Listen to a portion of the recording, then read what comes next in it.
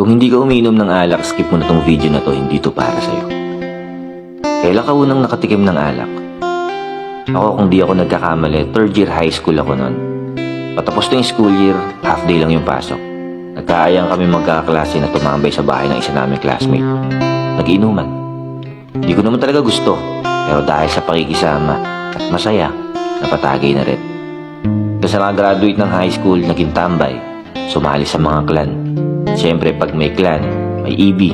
Pag may EB, may inuman. Ito yung mga panahon ng mga 3-5 shot, lasing na ako. Pero hindi ko pinagsisihan yun. Naging masaya naman ako sa mga experience na yun. Sa totoo lang, wala naman talaga maganda na itutulot sa katawan natin yung alak. Ang sama-sama pa ng lasa.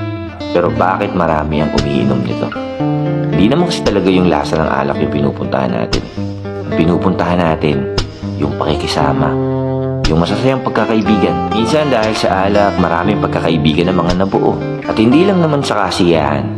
Minsan kapag ka malungkot ka at gusto mo ng karamay, pwedeng idaan sa mabuting usapan. Oo, hindi malulutas ang problema, pero nababawasan yung bigat na dinadala. Minsan nagtataka din ako bakit may mga taong umiinom mag-isa, especially mga lalaki.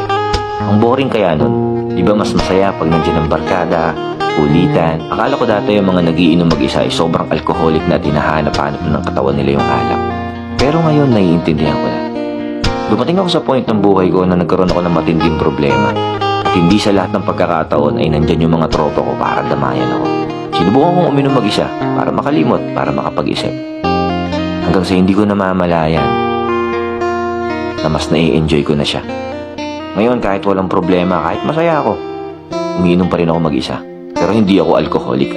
Kung dati mas trip ko yung inuman na maraming kasama at nagtatawanan, ngayon mas nai-enjoy ko na mag-isa. Mas nakakapag-isip ka. Mas nare-realize mo kung ano yung mga pwede mong gawin. Mas payapa. Ngayon naiintindihan ko na. Hindi naman pala talaga malungkot mag-isa. Hindi lang tayo sanay.